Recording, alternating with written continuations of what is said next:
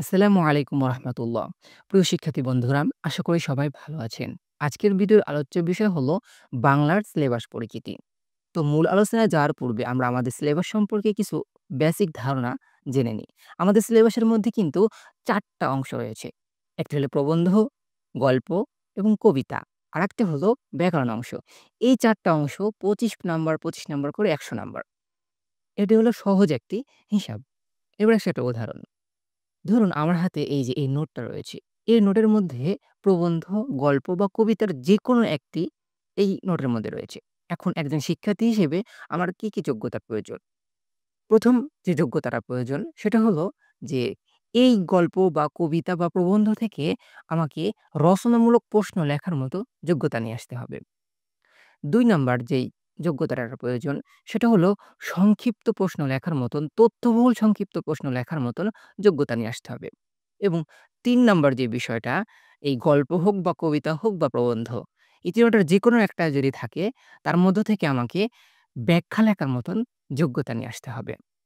ব্যাখ্যাটি কেমন হতে পারে? আমরা দাখিল এবং আলিমে কিন্তু আরবি ব্যাখ্যা লিখেছি। ঠিক অমন ক্যাটেগরির ব্যাখ্যা।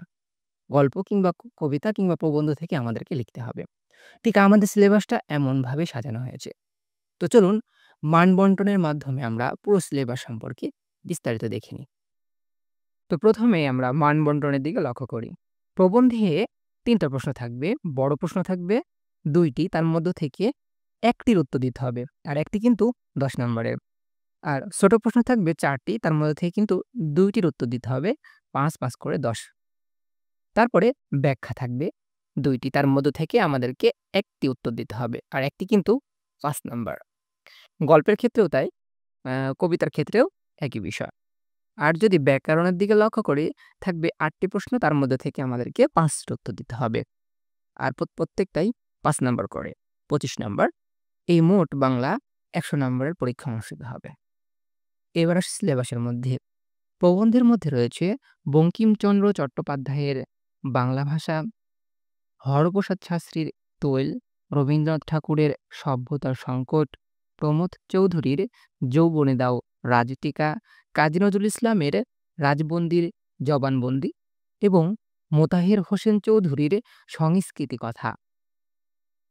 আর গল্পের মধ্যে রবীন্দ্রনাথ ঠাকুরের সমাপ্তি, আবুল মনসুর আহমদের হুজুর কেবলা, মানিক বন্দ্যোপাধ্যায়ের প্রাগৈতিহাসিক, শামসুদ্দিন আবুল কালামের পথ জানা নাই, সৈয়দ মুজতাবা আলীর পাদটিকা, সৈয়দ অলিউল্লাহর নয়নচারা।